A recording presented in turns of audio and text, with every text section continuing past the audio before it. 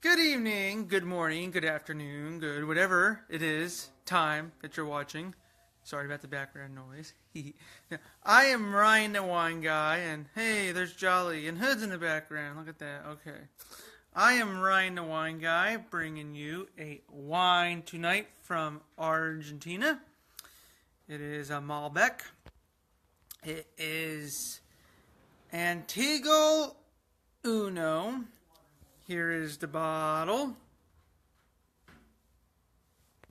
It's pretty cool. It's literally a brown bottle with the number 1 on it. 1 for Uno. And there you go. I forgot to take off the price tag, so you're all seeing what I paid. It is about a $20 bottle of wine.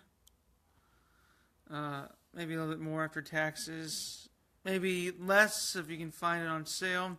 Again, it really varies state to state, liquor store by liquor store. You could find it up the street at a liquor store for more. You could find it down the street at a liquor store for less. It just really depends. It is a 2013 Malbec from the Mendoza region of Argentina. It's typically where they would come from. 13.9% alcohol. Produced and bottled by Antigal Winery and Estates. And it is imported by Cork Alliance Inc. Antigal Uno 2013 is one-of-a-kind Malbec, whose luscious black and red berry fruit is brightened by natural acidity and supported by firm but ripe tannins. The wine's unique personality reflects the outstanding quality of grapes hand-harvested from our vineyard high on the Andes foothills. Its smoothness and purity of flavor invents the gentleness of gravity flow wine making. Barrel aged for 8 months in French and American oak, Antigal Uno carries cedar and vanilla spice notes through with a lingering finish. Enjoy this exceptional wine with red meat entrees, grilled vegetables, and semi-firm cheeses.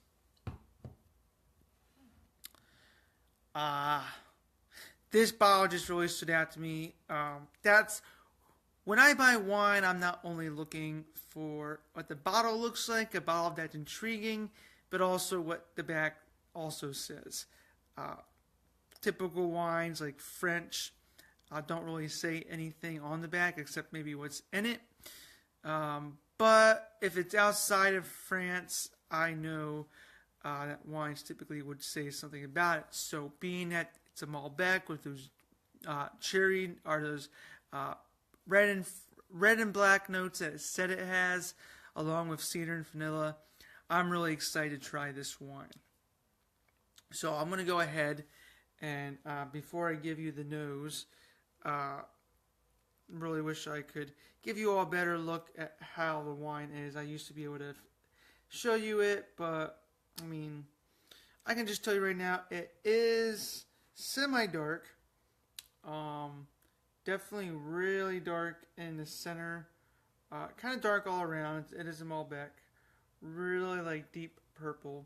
So that's kind of what we're seeing there. On the nose,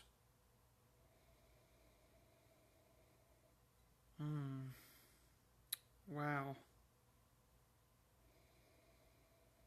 So there is definitely kind of a cedar note coming out on the nose, as it said that you would get probably from the flavors as well. Definitely some oakness, vanilla, a little bit of smokiness, maybe a hint of leather.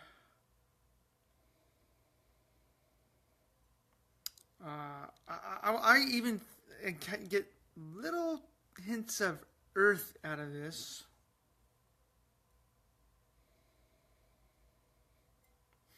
Plum.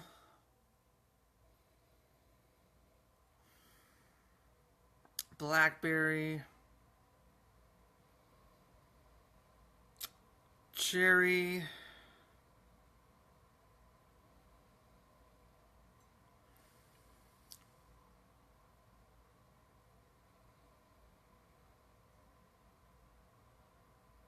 kind of get this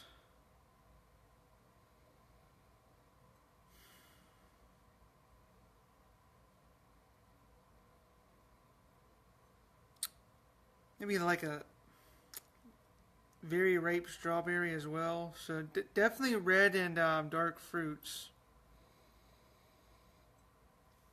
Maybe just a hit of like blueberries in there as well.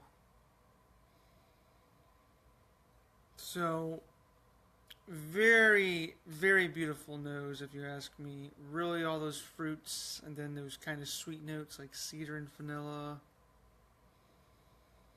Then also some smoky notes. Maybe even like a little bit of floral as well. Like a tad bit of floral, but kind of hard to make that. It's kind of hard to make that little bit out. Let's go for the taste.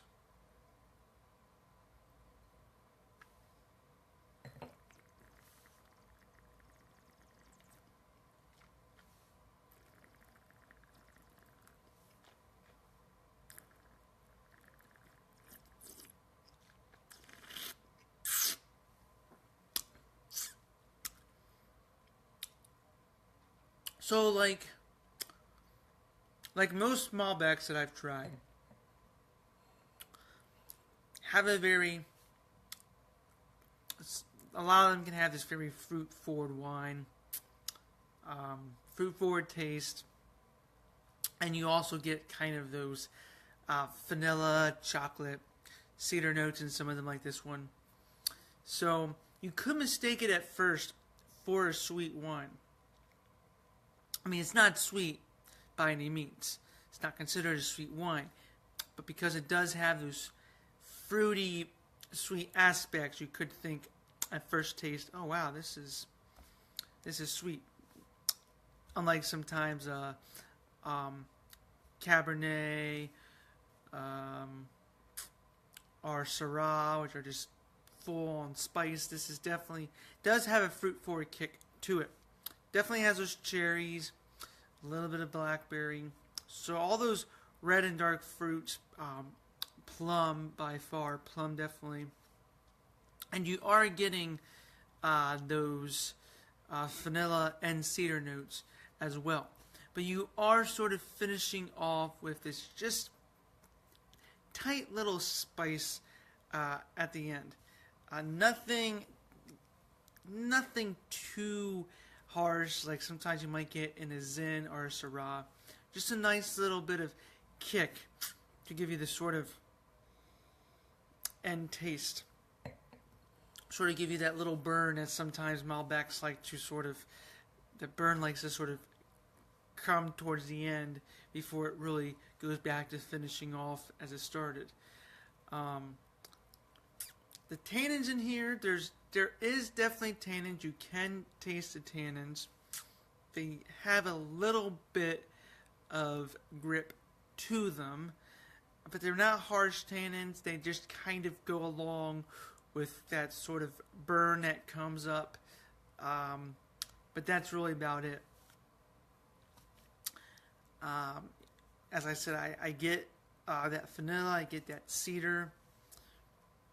Hands down, as I said, for those fruits, cherry, a little bit of strawberry, not so much, but definitely cherry, maybe dark cherry, blackberry, plum.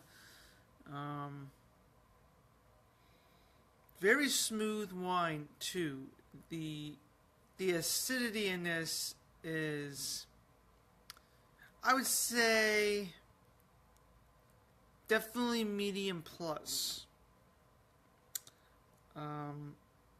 It's not all out acidic by any means, but it definitely does have, it's not so dry that it just, as soon as you taste it, it's like, oh my god. It's like sometimes dry wines can just be like you drink it and it's just like, whoa. No, this definitely has some good smoothness, some good acidity to add on to it. I like this by itself. It would definitely pair well with easily, as I said on the back, I think it said red meat entrees. I'm feeling steak. I had some of this earlier with some sausages, so especially spicy sausage. I feel like this would go great with that. Grilled vegetables, so I had sausage and peppers, so kind of mixed the two together. All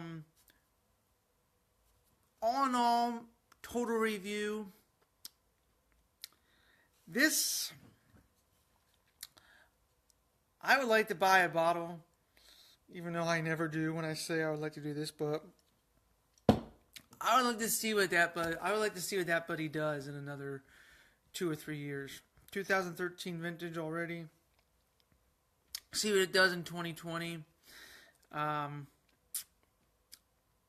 I would say right now, I don't know whether or not aging it would do anything to it, but I feel right now, I don't feel like there's really huge lingering finish. I've had a couple sips since I started. There's really no huge, long lingering finish. And the tannins kind of surprise you. As I said, they are there. They're not harsh, but they sort of just come out of nowhere. And I kind of like to have my tannins really be up front when I'm kind of swishing my mouth. I kind of, as soon as I swish in my mouth and then I end up taking the gulp, I usually end up liking and kind of pinpoint the tannins on there. I feel that this kind of comes up and surprises me, and for a brief second almost makes me think, oh wow, this became really harsh rather quickly, but in the end it basically is mellow and then harsh and then mellow, if you know what I'm saying. So it's basically like it kind of surprises you. So with that, and with the fact that there's no lingering finish, this still gets a 4 out of 5. It is still a great wine. I still love it. It could be one of those that if I'm going somewhere and I want to bring a bottle of wine, definitely, yeah, this is definitely a wine you wanna bring with you if you're going to a semi-fancy wine tasting and you want to kind of show off a wine. I'm going to show you it all one more time, then I'll be done here. Antigal Uno Malbec. It's very easy, just a brown bottle with the number 1 on it. You should be able to find it in the Argentina section, or if it's a small liquor store, maybe just the Malbec section, but hopefully you'll be able to find it. And until next time, everyone, cheers.